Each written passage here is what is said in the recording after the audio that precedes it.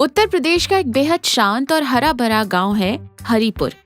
यहाँ की सुबह चिड़ियों की चहचहाहट से होती है और शामें ठंडी हवाओं के सुकून से। इसी गांव में रमेश नाम का एक किसान रहता है। रमेश इंसान बहुत सीधा है, लेकिन उसके अंदर एक शरारती बच्चा छुपा है। उसे हंसना और दूसरों के साथ मजाक करना बहुत पसंद है। उसकी पत्नी कमला एक बहुत ही सुलझी हुई और शांत स्वभाव की महिला है। वो रमेश की हर शरारत को एक हल्की सी मुस्कान के साथ संभाल लेती है। रमेश की जिंदगी एकदम बढ़िया चल रही थी, लेकिन तभी उसके जीवन में भूचाल लाने के लिए शहर से उसका चचेरा भाई सुरेश गांव आ गया। सुरेश बचपन से शहर में रहा है। उसे एक अजीब सी बीमारी है, वैरायटी की बीमारी। उसे हर चीज में, खास तौर पर खाने में कुछ नया और अलग चाहिए। रोजमर्रा का खाना उसे जहर लगता है। अगर किसी चीज का नाम थोड़ा विदेशी या अजीब सा हो तो वो उसे बहुत चाव से खाता है। सुरेश की इस आदत ने रमेश का हमेशा सिर दर्द बढ़ाया है।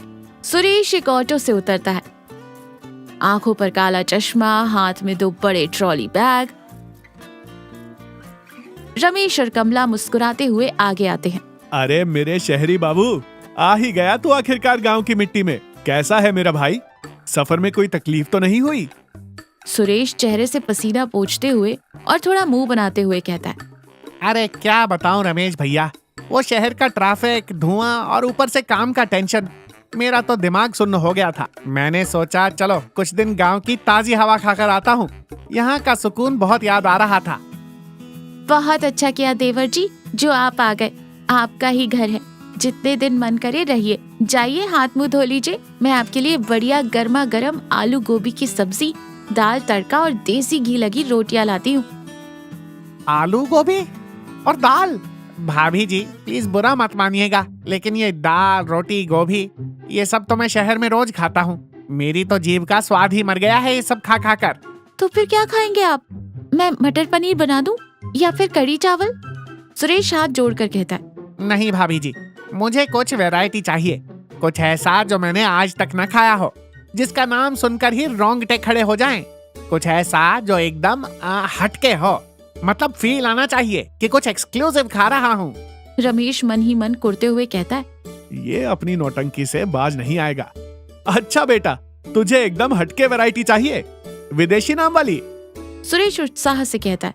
हाँ भैया, कुछ एकदम नया, वरना मैं तो भूखा ही सो जाऊंगा, लेकिन वो बोरिंग खाना नहीं खाऊंगा। रमेश एक गहरी सांस लेकर कहता है। हाँ, ठीक है सुरेश बाबू, अगर तुझे वैरायटी ही चाहिए तो वैरायटी ही मिलेगी। आज तो तू भाभी के हाथ का बना खा ले, कल रात को तुझे मैं ऐसी चीज खिलाऊंगा जो तूने सपने में भी नहीं सोची होगी। लेकिन बाद में मत कहना कि रमेश भैया ने क्या खिला दिया। सुरेश हंसते हुए कहता है। अरे आप इंतजाम तो करो, मजा आना चाहिए बस। दूसरा दिन सुबह का समय। रमेश सब्जी मंडी में खड़ा है। उसका चेहरा बहुत तनाव में है। वो सोच में डूबा है कि सुरेश को ऐसा क्या खिलाएं कि तभी उसका पक्का दोस्त दीनानाथ वहाँ आता है। दीनानाथ गांव का सबसे बेहतरीन रसोइया है। का हो रमेश भैया, काहे इतना टेंशन में लग रहे हो? माथे पर इतनी लकीरें क्यों हैं? भाभी जी से झगड़ा हो गया क्या? अरे नहीं यार दीना, वो मेरा चचेरा भाई सुरेश आया है शहर से। अरे कमी नहीं, वो खुद एक कमी लेकर आया है। उसे सादा खाना पचता ही नहीं है। उसे खाने में वैरायटी चाहिए, कुछ अनोखा, कुछ ऐसा जो उसने कभी ना देखा हो। अब मैं यहाँ गांव में उसे कौन सा इटालियन या चाइनीज खाना लाकर दूं?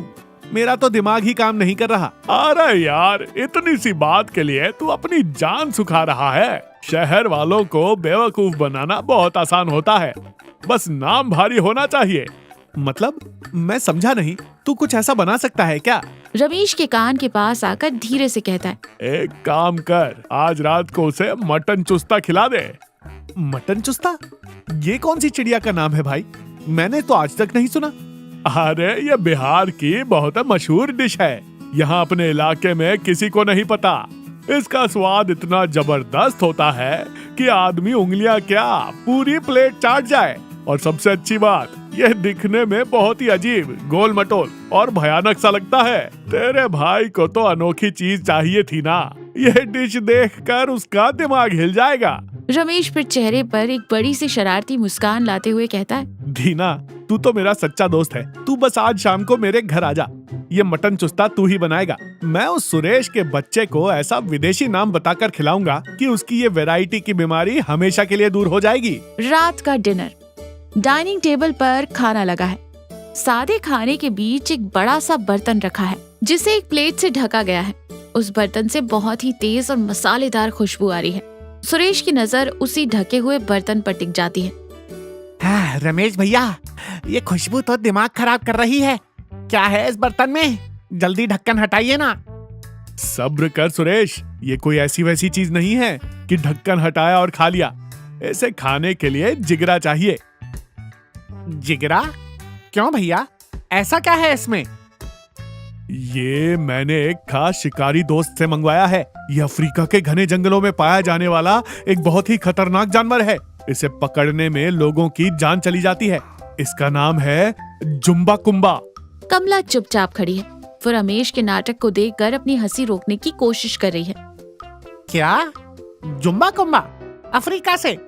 भैया, आप मजाक तो नहीं कर रहे? अरे, इसे इंपोर्ट करवाने में मेरा आधा खेत बिकने की नौबत आ गई थी। तूने ही तो कहा था कि कुछ ऐसा खाना है जो कभी ना खाया हो। इसे खाने के बाद इंसान के अंदर एक शेर जैसी ताकत आ जाती है। कमला धीरे से बर्तन का ढक्कन हटाती है। अंदर गाढ़ी ग्रेवी में डूबा हुआ मटन चुस्ता रखा है। वो सच में दिखने में बहुत ही अजीब, मुड़ा तोड़ा और अजीबोगरीब आकार का है। सुरेश उसे देखकर एकदम सहम जाता है।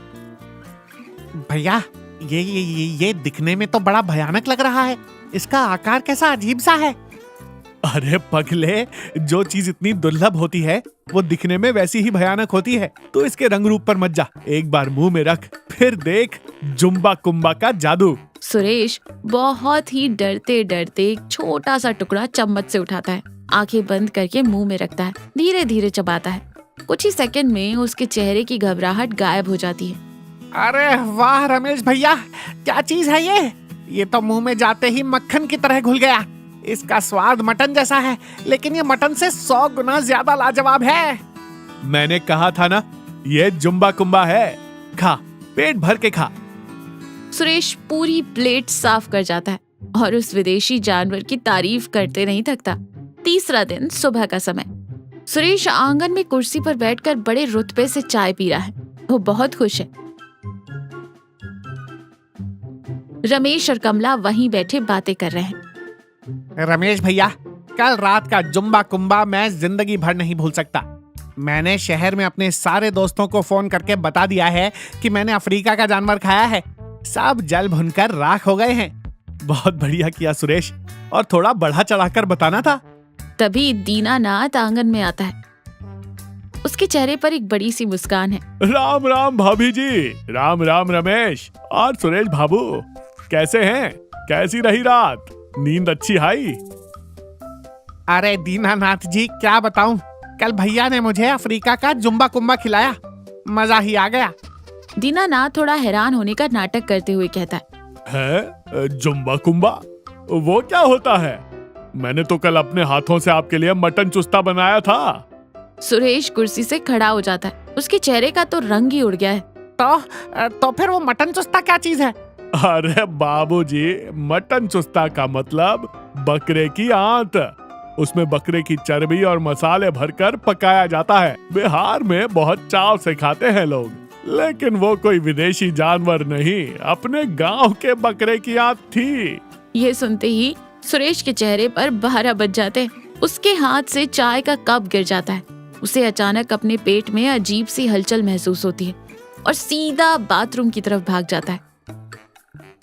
देख लिया अपना मजाक? मैंने आपको रात में ही मना किया था कि बेचारे के साथ ऐसा गंदा मजाक मत कीजिए। अब देखिए उसकी क्या हालत हो गई है। अरे कमला, मुझे क्या पता था ये इतना सीरियस ले लेगा। मैं तो बस उसकी वैरायटी की बीमारी का इलाज कर रहा था। सुरेश दालान में एक कोने में चुपचाप उदास बैठा है। उसके चेहरे पर बहुत ही ग्लानि और चिड़चिड़ाहट है। रमेश धीरे से आकर उसके पास बैठता है। आपने मेरे साथ ऐसा क्यों किया भैया? आपको पता है मुझे ये सब पसंद नहीं। आपने मुझे बकरे की, छी, मुझे तो सोचकर ही घिन आ रही है। आपने मुझे धोखा दिया है। फिर रमेश सुरेश के कंधे पर हाथ रखते हुए कहता है, मुझे माफ कर दे छोटे। मेरा इरादा तुझे धोखे देने का या तेरी भावनाओं को ठेस पहुंचाने का नहीं था। लेकिन एक बात बता, कल रात जब तू वो खा रहा था तब तुझे उसमें कोई बुराई लगी थी? सुरेश शांत रहता है। नहीं ना, कल तू उसे उंगलियां चाट चाट कर खा रहा था। तूने उसे दुनिया का सबसे बेहतरीन खाना बताया था। क्यों? सिर्फ इसलिए क्योंकि मैंने उसका नाम एक विदेशी जानवर का रख दिया था।